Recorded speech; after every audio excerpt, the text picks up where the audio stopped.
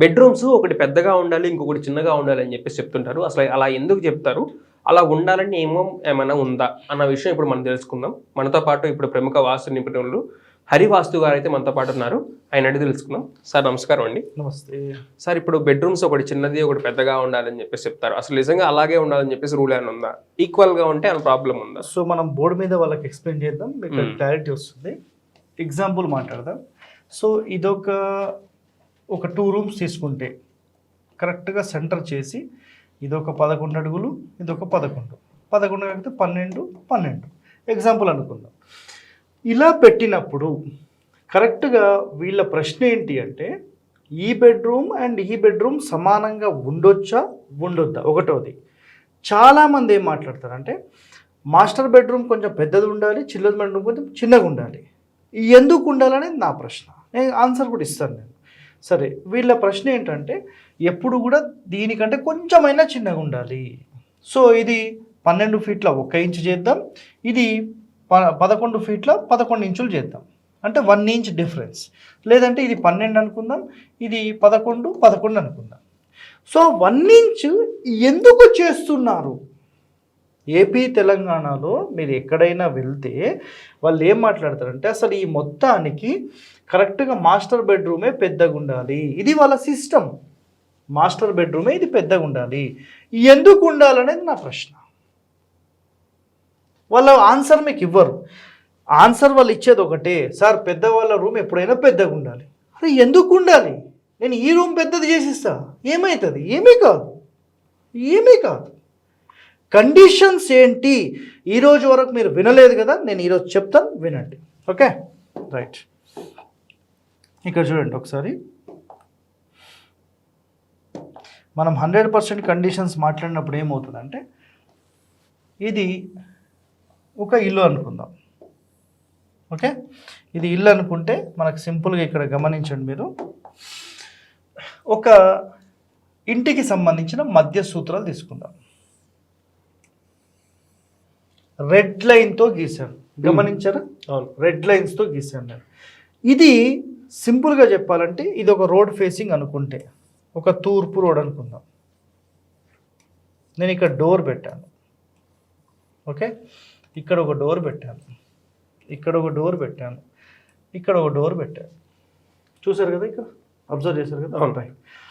నేనేమంటానంటే, కరెక్ట్గా మనం శ్వాస తీసుకునే మొత్తం ఈ ఫేస్కి సంబంధించిన శ్వాస తీసుకునే పాయింట్ ఎక్కడ ఉంటుంది? కరెక్ట్గా సెంటర్, కరెక్ట్ సెంటర్ ఉంటుంది. ఎగ్జాక్ట్ సెంటర్ బ్లాక్ చేయొచ్చా? చేయకూడదు. క్లియర్ కదా?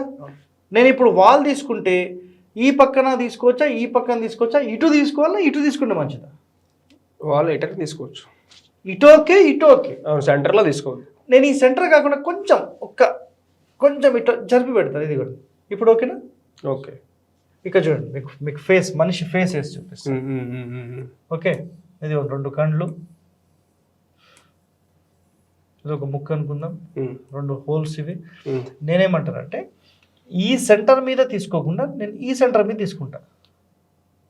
పోనీ వాళ్ళు ఇటు తీసుకుంటే మంచిదా, ఇటు తీసుకుంటే మంచిదా, ఈ పక్కకు మంచిదా, ఈ పక్కకు మంచిదా? మీరే చెప్పాలి. మీకు అర్థం కాలేదా పాయింట్? అంటే ఇప్పుడు ఇక్కడ తీసుకున్నా కానీ గాలి ఆడదు కదా, ఎక్కడైనా కొంచెం ప్రాబ్లం వస్తుంది. ఇప్పుడు ఇక్కడ మళ్ళీ చూపిస్తాను.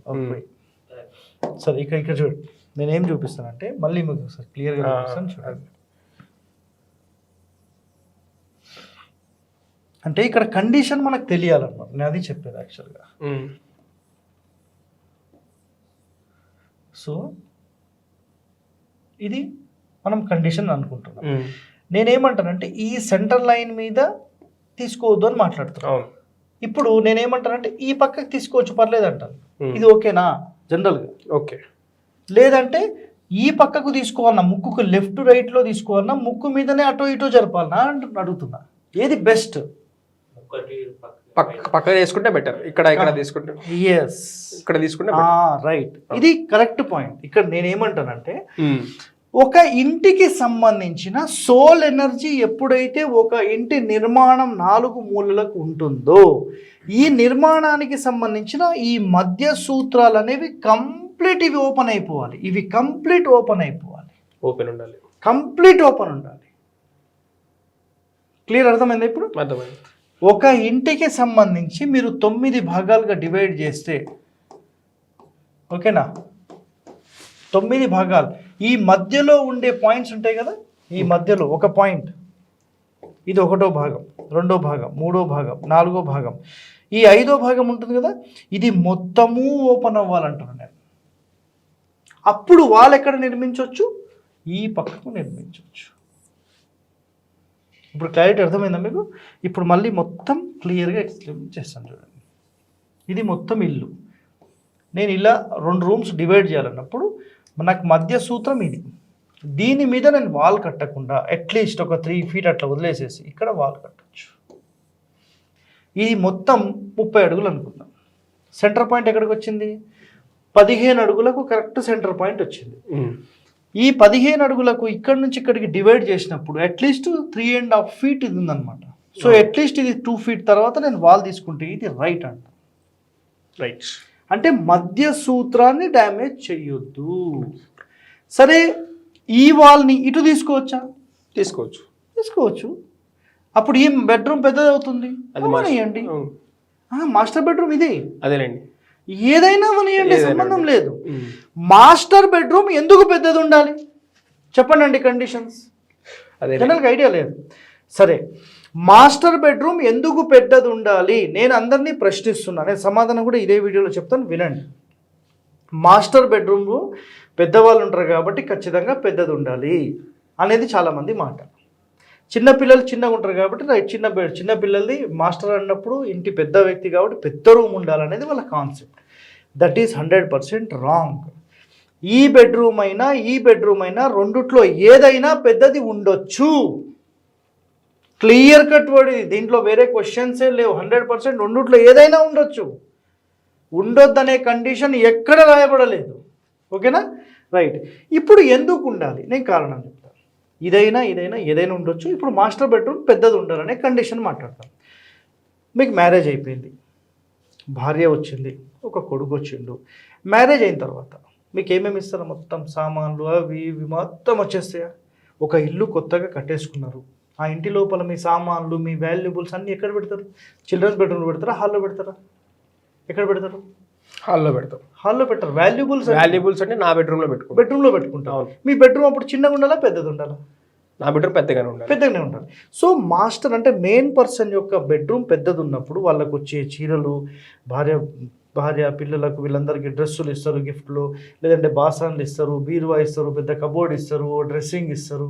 ఇవన్నీ తీసుకొచ్చి ఎక్కడ పెడతారు? మాస్టర్ బెడ్రూమ్లో పెడతారు. కరెక్టా? పిల్లల దగ్గర ఏముంటాయి? వాళ్ళు డైలీ వేసుకునే డ్రెస్సులు, పుస్తకాలు, 2 మంచాలు, అయిపోయి ఓ టేబుల్, ఇంకేమైనా ఉంటాయా? కానీ ఇంటి పెద్దవాళ్ళ దగ్గర డాక్యుమెంట్స్ అనుకోండి, బట్టలే అనుకోండి, వాల్యుబుల్ బట్టలు అనుకోండి, పట్టు బట్టలే అనుకోండి, పట్టు చీరలే అనుకోండి, పట్టు డ్రెస్సులే అనుకోండి, డాక్యుమెంట్సా, డబ్బుల, నగల, బంగారమా, వెండ, వజ్రాల, ఏవైనా కానీ మొత్తం ఆల్ వాల్యుబుల్స్ అన్నీ తీసుకొచ్చి నైరుతి బెడ్రూమ్లో పెడతారు. అవును. కాబట్టి నైరుతి బెడ్రూమ్ పెద్దగా. ఈ మాస్టర్ గనక వాయువ్యం బెడ్రూమ్కి వెళ్తే అప్పుడు ఏది పెద్దది ఉండాలి? వాయువ్యమే పెద్దగా ఉంటుంది. సింపుల్ కదా.